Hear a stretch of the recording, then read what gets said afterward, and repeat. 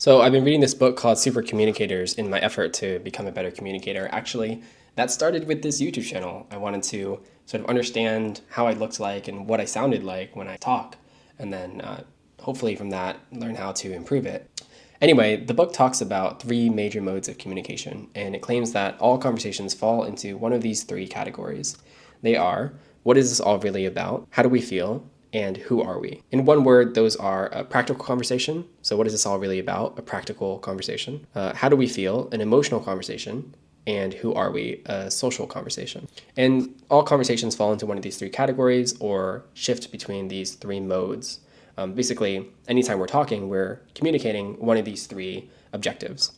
And the book also makes the claim that in order to be a good communicator, you need to understand what kind of conversation you're having with another person, one of those three modes. In general, I've always been sort of an introverted person. It's difficult for me to talk to people, maybe because of things in my childhood. But recently, I've been practicing understanding that most of the conversations I have in my personal life are actually social conversations. They're sort of setting up the roles of who we are and figuring that out. Maybe it's a hallmark of being in your 20s. But I think in many of my personal conversations, I've been coming across as this somewhat hardworking, a little bit entrepreneurial, somewhat cerebral guy. And that's probably true to who I am right now. But I've been communicating that to people just in the way I talk and the topics that I bring up. We actually care very little about the content of the conversation. It's more sort of showing off to people what I'm about and who I'm trying to become. I was talking to someone at a birthday party this weekend about how he's a Slavic studies major, and he was really interesting, but I can't remember in general what we were talking about, except for the fact that he was this sort of like Slavic studies major, kind of into the humanities, a little bit sort of like buck the system in his personality, and those are things that I remember about him. Anyway, most of the conversations I have at work tend to be very practical. They're sort of decision-making conversations where we're trying to understand what we're actually working on, what the problems are, and also the best plan to move forward. These tend to be very practical conversations in nature, which I think matches the setting. Very rarely do I actually have emotional conversations with people, although I enjoy those as well. And probably those are the more difficult conversations to have just because people tend to be very guarded about their emotions. Anyway, you might be wondering, why get good at communication? There are two that come to mind for me, and I'm going to talk about the one that I like the least first. The first way to think about communication is that it's a way to sort of understand and manipulate the people around you. You can sort of like, once you understand what people want, work towards your own ends by leveraging their needs. And so conversation becomes a way to sort of like observe and sort of mastermind the people around you. That's one way to think about it, and probably true in some cases.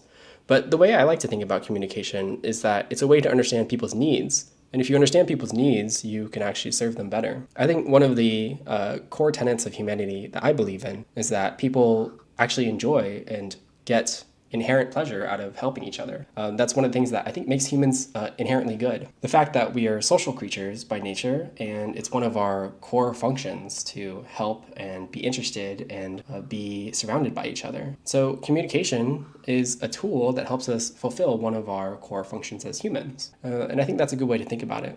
If you understand people's needs, you're able to serve them. And people actually naturally tend to like serving other people's needs. Maybe it's selfish at the end of the day because serving other people's needs tends to reciprocate on you somehow in some way. But even if that weren't true, what kind of life do you want to live? For me, it's one where in any room that I am able to understand and help the people around me achieve what they want.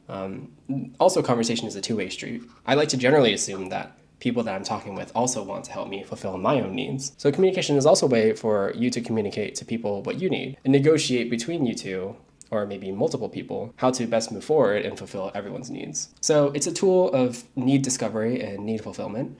And that's what we're all about at the end of the day, right? Just like sacks of flesh and wants and needs. So communication and getting out of our heads a little bit and being able to talk to people about what's going on in there is probably good ideas. Just wanted to share a little bit about communication in general.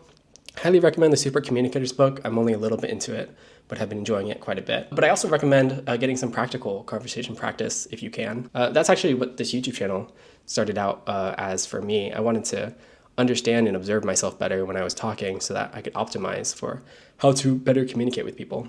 I mean, for example, one of the things I found is that when I'm facing away from the camera, I actually feel much less engaged as an observer. So now when I talk to people, I try to face towards them. The other thing I find is that if my voice remains at the same pace and at the same tone for a while, I tend to zone out. So when I talk, you might be noticing me doing it now. The other thing I've been trying to do is sort of be more animated, vary my tone of speech a little bit more, and be a little bit more fluid in how I speak. I think that's come across well. Anyway, let me know your thoughts about how to best communicate, why we do it, and how you might incorporate it in your own life. See ya.